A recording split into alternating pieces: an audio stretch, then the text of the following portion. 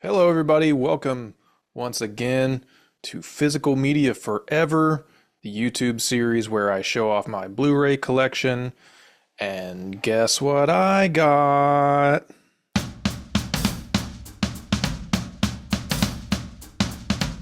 So, if you follow this channel, you may know that recently I was in Toronto for the Toronto International Film Festival, and there was one thing that was happening there that I chose not to do that now in hindsight I am regretting that I did not do, which is the Criterion mobile closet. My buddy Jared Spears from Concessions stood in line for 5 hours to get his 3 movies and say a piece on each one for about a minute in the actual closet. At the time, I just sort of thought, like, why stand in line all day long just to get 3 movies and talk about them for 1 minute apiece?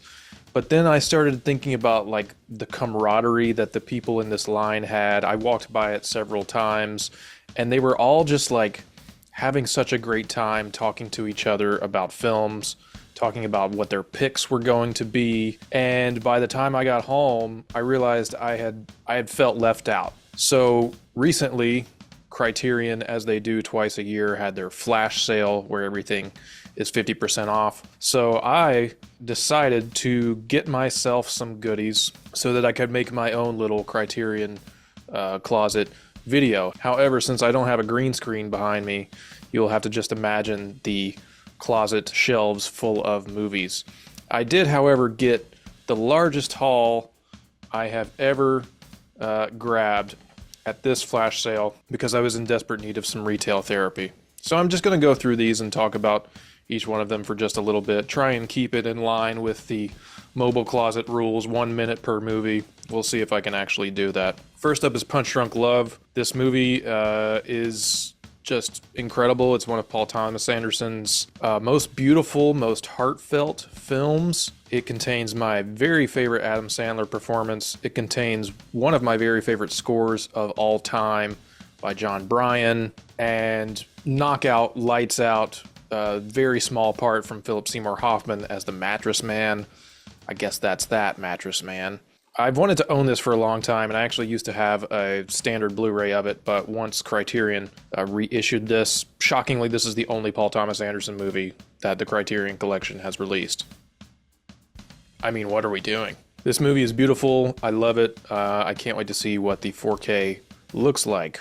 Next we have Guillermo del Toro's The Shape of Water, the 2017 Best Picture winner, a beautiful, gorgeous romance between a fish monster and a woman who works in this kind of very top secret government lab. It's set in the 60s and it's this just really, really powerful story. I mean, when I saw this movie in theaters, I saw this at a beautiful little rep theater in Asheville, North Carolina when it came out with a friend of mine. I have loved this movie ever since. I was very glad that it won Best Picture. I know it's a contentious pick for a lot of people. A lot of people thought that maybe that shouldn't have happened that year, but frankly, it was Del Toro's time. He was long overdue, and I'm glad that he won it for this one. Another movie that I previously owned a standard Blu-ray copy of, and am now very happy to have a nice 4K with lots of really cool special features. Next we have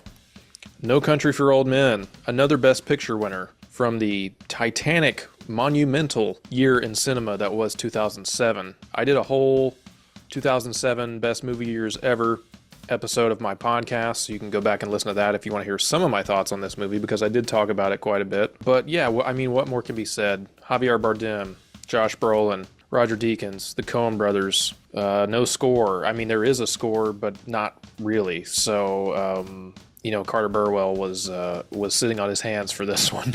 I have always wanted to own the absolute highest quality and caliber of this movie, so I'm very glad that Criterion put it out this year. There are 3 documentaries on this disc about the making of the film, so I'm really excited. Excuse me. I'm really excited to dig into that. Next we have Days of Heaven, Terrence Malick's movie from 1978.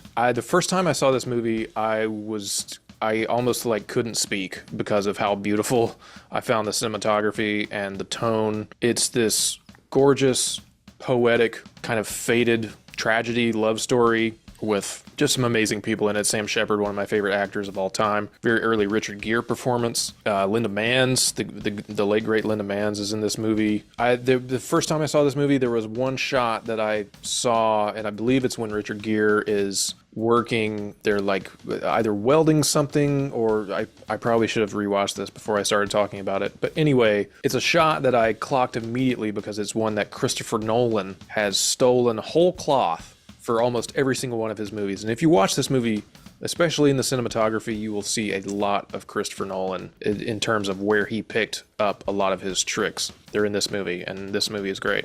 Some Like It Hot, Billy Wilder's classic, landmark, hysterical comedy. I came to this movie really late. I only watched it for the first time early this year. Jack Lemmon is just like swinging for the fences in this movie, as is Tony Curtis, and as is the one and only Marilyn Monroe. I am delighted by this movie, and really by all of Billy Wilder's films. I've seen several of them now. I think this was maybe the second or third Billy Wilder movie I'd seen, and after this, I just started seeking out virtually everything I could find that he ever made. These two guys have to, these two musicians have to essentially cross-dress to be part of an all-female band. Hilarity ensues. It's just so funny, and actually the gender politics of this movie for this time are really smart and sensitive and not like in any way gross like most artifacts of this time. Love this movie. Drugstore Cowboy from Gus Van Sant. This is another movie that the first time I saw it, it was just like a bomb went off in my head. I have always been really drawn to drug culture for some reason. I'm not a drug user myself, but I've always been really drawn to that culture and intrigued by it and kind of terrified by it. Writers like William Burroughs and Jack Kerouac and these people who essentially popularized early movements of drug culture, Ken Kesey and all the people in San Francisco, all of that kind of stuff. There's a lot of that stuff in this movie. In fact, William Burroughs is in this movie in a small part, and he's fantastic. Matt Dillon, Kelly Lynch. It's my second favorite Gus Van Sant movie after My Own Private Idaho, and I haven't seen it in several years, so I'm happy to own that one. I mean, come on. Malcolm X, Spike Lee, Denzel Washington. Denzel was famously robbed of Best Actor this year for the Oscar. 1992, the year I was born. This is another movie that I came to quite late. If you've been following the podcast, you'll know that I did a short little Best Spike Lee Joints video that you can find here on the channel because I started really digging into a lot of his filmography, stuff that I hadn't seen yet. Shockingly, I had not seen this one, but this is just a flat-out masterpiece. I mean, it's one of the most powerful pieces of filmmaking I've seen in my adult life. I was so taken by it, and this is a nice, brand new... here, I'll show you some of it. Like, just some great artwork. Here we have the booklet, of course. All of these, you know, I mean, what can you say about Criterion's packaging? It's flawless. Every single American should have to watch this movie. Then we have Mildred Pierce, the great Joan Crawford, in a film by Michael Curtiz. This is just another iconic performance. I was devastated by Joan Crawford in this movie. A great noir. A great story about a woman and her terrible daughter and how she's having to deal with the ramifications of the things that her daughter does. Yeah, it's a classic, hard-boiled, very emotional movie, and I can't wait to watch it again. Just a great movie. All right, last we have Robert Altman's McCabe and Mrs. Miller, Warren Beatty, Julie Christie. I talked a little bit about this movie on the podcast with my buddy Bobby Kitchens when we did our Robert Altman episode. I had not seen it yet at that time. He had seen it, and it's one of his favorites. I think it is his favorite, actually. I recently did catch up with it on a cold day early this year, which is perfect because this is a cold movie. This is just one of the most beautifully realized Westerns I've seen in such a long time.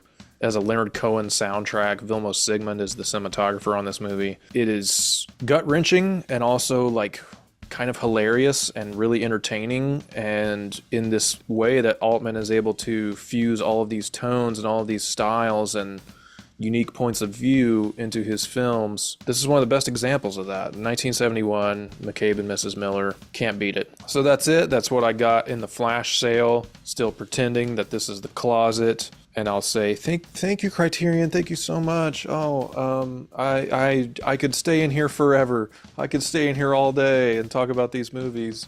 I love Criterion, yay. There it is. I finally got my just desserts for missing the closet in Toronto. All right, that's it. Thank you so much.